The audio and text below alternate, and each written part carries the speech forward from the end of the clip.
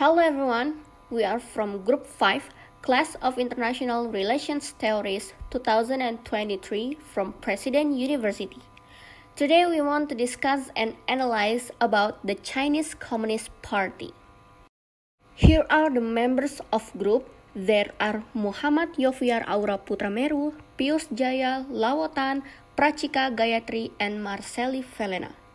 The Chinese Communist Party, or called CCP, established in 1921, stands as the predominant political force in the People's Republic of China. Its ascent to power in 1949, following the Chinese Civil War, marked a pivotal moment in history, culminating in the establishment of the People's Republic of China under the leadership of Mao Zedong. Rooted in Marxist-Leninism ideology, the CCP has evolved to embrace socialism with the Chinese characteristic, reflecting a unique blend of socialist principles tailored to the nation's specific circumstance. Central to the CCP's identity, it is reputation for maintaining a centralized and hierarchical structure, wielding influence over every phase of government, the military, and society at large.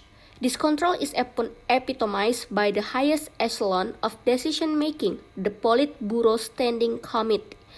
Comprising a select group of top leaders, this committee steers the course of the party and the nation. At the forefront of this leadership is Xi Jinping, the General Secretary of the CCP, President of China, and Chairman of the Central Military Commission. Xi Jinping's role extends beyond more titles. He is widely recognized as the paramount leader of China, consolidating power and shaping the trajectory of the nation. The second is Li Keqiang, another key figure in the CCP, assumes the position of Premier of the State Council, tasked with the day-to-day administration of the Chinese government. His role is multifaceted, spanning economic, social, and administrative spheres. Li Keqiang's simultaneous membership in the Politburo Standing Committee underscored the interconnectedness of political and administrative leadership within the CCP. Within the interactive web of CCP leadership, Wang Yang emerges as a noteworthy figure, a member of the Politburo Standing Committee. Wang Yang also served as the chairman of the Chinese People's Political Consultative Conference. This dual role positions him at the intersection of party leadership and political consultation, reflecting the CCP's commitment to internal deliberation and advisory process. Wang Huning occupies a distinct role within the Politburo Standing Committee as the head of the Central Policy Research Office. His influence extends to shaping ideological and policy matters, emphasizing the party dedication to maintaining a cohesive and coherent ideological framework. In this capacity, Wang Huning contributes to the intellectual underpinnings that guide the CCP's decisions and policies. The last is Li Zhanshu, a member of the Politburo Standing Committee, assumed the crucial position of chairman of the Standing Committee of the National People's Congress, or NPC. This role placed him at the helm of China's legislative body, emphasizing the integral role of the CCP in both the executive and legislative branch of government. Collectively, these leaders represent the pinnacle of the CCP's hierarchy, orchestrating the party's direction and influencing the course of the nation. Their roles extend beyond formal titles, encapsulating a blend of administrative, political, and ideological responsibilities. As the CCP navigates the complexities of modern governance and global dynamics, these leadership cohorts play a pivotal role in shaping China's present and future. The intricate interplay of political figures within the CCP underscores the party's adaptability and resilience, enabling it to navigating the evolving landscape of domestic and international challenges. The collaborations between the actors of the Chinese Communist Party and the theory of Marxism is a complex and nuanced topic. While the CCP was founded on Marxist-Leninist principles and continues to officially uphold Marxism as a part of its ideology, the practical applications and interpretation of Marxist theory have evolved over time. And here are some key points to consider. First is official ideology. There are economic reforms, political structures, social policies, ideological adoption, and nationalism. In conclusions, while this Chinese Communist Party officially adheres to Marxist concept, practical execution has developed and the party has adopted a more pragmatic approach integrating socialist objectives with market-oriented policies. The CCP's versions of Marxism has been impacted by China's peculiar historical, economic, and political circumstance, resulting in a distinct form of administration known as socialism with Chinese characteristics. The level of analysis on the Chinese Communist Party I divide into three levels of analysis, which is individual, state, and system. At the individual level, in the Chinese Communist Party members navigates elaborate systems that combine political loyalty, meritocracy, and adherence to the party's ideology. Entry into the Chinese Communist Party often involves rigorous examination and adherence to ideological principles. The career advancement of party members was also influenced by loyalty to the party, competence, and harmony with the direction of the leadership. Party members were expected to maintain discipline and conform to the party norms. Internal dynamics may involve factionalism and a power struggle, but understanding the individual experience of a Chinese Communist Party requires consideration of personal aspirations, ideological commitment, and complexity in China's political hierarchy.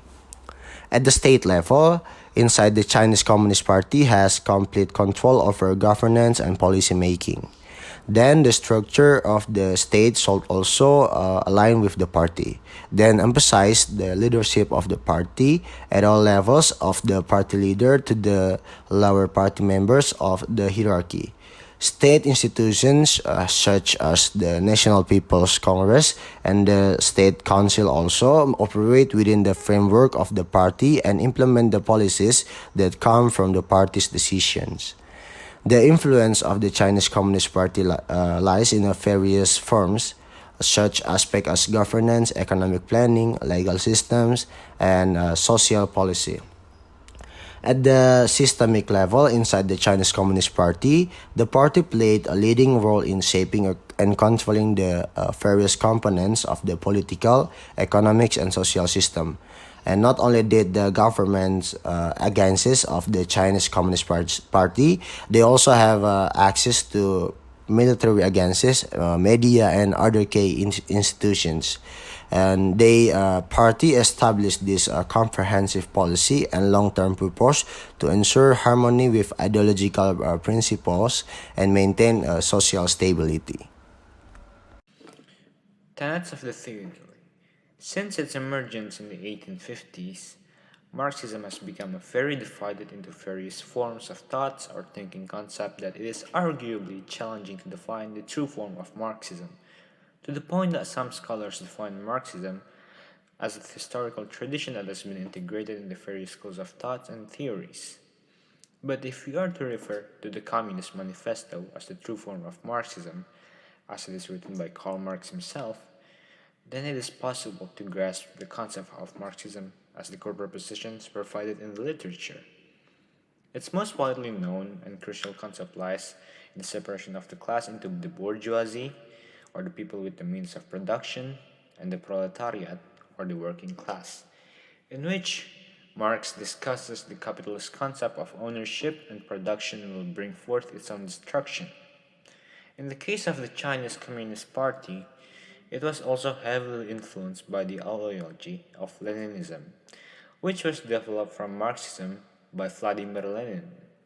During the era following the 1917 Russian Revolution, the constitutional monarchy led by the House of Romanov, which previously faced a failed revolution in 1905, which brought turmoil in the Russian Social Democratic Party into two factions. The Mensheviks are the minority, and the Bolsheviks are the majority. They argued a proletariat revolution could not be held unless Russia has faced each social and economic development according to Karl Marx. However, Vladimir Lenin believed that a proletariat revolution could be completed under the vanguard leadership, which requires disciplined revolutionary, or in other words, a controlled society under the vanguard leadership. This concept was brought over to China by Mao Zedong, who brought on the Chinese Communist Revolution by the Chinese Communist Party. Origin: Chinese Communist Party. The fall of the Qing dynasty in 1911 led to the birth of the Republic of China. This newly birthed republic was relatively unstable as most of the country's region was still under the rule of warlords as a remain from the previous imperial era of China. During the period of 1915 through 1928, the government faced a lot of scrutiny from its people, especially after the unfavorable result of the Treaty of Versailles, which resulted in the May 4th movement. During the same time period, the Russian Revolution under the vanguard leadership of Vladimir Lenin took place in Russia. It possessed a similar situation as China, in which the working class would revolt against the monarch. It was during this period that a group of scholars in China would form what is known as the Chinese Communist Party or the Communist Party of China. In order to start a revolution similar to that of Russia, the CCP was formed. On Russia's end, Lenin had possessed an interest in China as the start of the communism in East Asia. This interest ultimately led to the Chinese Communist Revolution with the help of the USSR in order to spread communism in East Asia. Impact of the future. The policy known as the Mao Zedong Talk, which was announced in 1940 and is considered to be the guiding ideology of the Chinese Communist Party. The main principle of Mao Zedong Talk is that countries have their own unique condition and historical circumstance, and therefore the path to communism cannot be prescribed from outside. This idea is reflected in the policy of non-intervention and non-interference in the internal affairs of other countries, which has been a key component of China's foreign policy since the establishment of the People's Republic of China in 1949.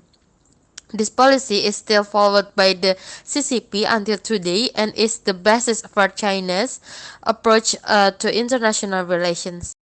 So we got the conclusion the correlation between the CCP and Marxism is complex. While officially upholding Marxist principles, the CCP has adapted its ideology over time.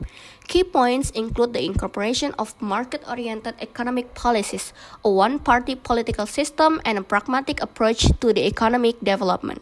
The CCP's governance deviates from the Marxist ideal with a centralized one-party states and policies influenced by nationalism. Marxism, as defined by the Communist Manifesto, revolves around class struggle with the bourgeoisie and proletariat central to the theory. The CCP's adaptations also includes influence from Leninism, as seen in Mao Zedong's introduction of vanguard leadership during the Chinese Communist revolutions. The impact of Mao Zedong thought, announced in 1940, shaped CCP ideology and foreign policy, emphasizing non-intervention and non-interference in other countries' affairs. This policy, still followed until today, reflects China's unique path to the communism based on its specific conditions.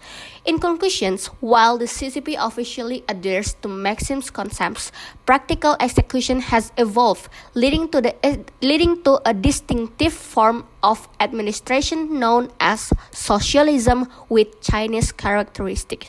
The party's influence is pervasive, shaping the nation's present and future as it navigates domestic and international challenges.